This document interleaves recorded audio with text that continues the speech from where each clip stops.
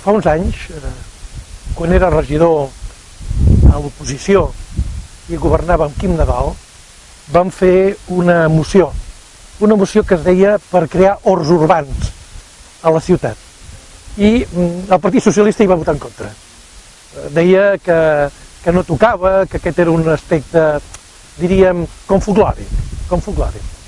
La realitat s'ha anat imposant. En aquests últims anys de govern hem aprofitat la transformació de les hortes, una major inversió, per crear tots uns petits feixes d'hort que diferents ciutadans de Girona s'han pogut apuntar i han pogut treballar.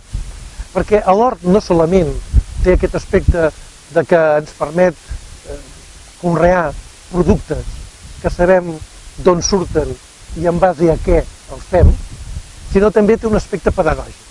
Aquelles persones que tenen nens saben que no hi ha res millor que poder treballar mig la terra i fer-los entendre que la naturalesa és una cosa finita, que s'ha de cuidar i que forma part d'un mateix tot amb tots nosaltres. L'esforç que l'ecologia, l'esforç que el món del naturalisme ha estat fent en els últims 20 anys, jo penso que ara comencem a veure els resultats en les noves generacions, en els pares joves que porten els seus nens a que entenguin que el món és un món que s'ha de preservar.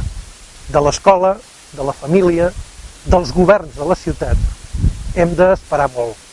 I això depèn dels ciutadans, depèn de que els ciutadans no els considerin a tots iguals, de que no perdin l'esperança, de que la realitat es pot transformar. De vegades d'una manera sorda i constant, però es pot transformar.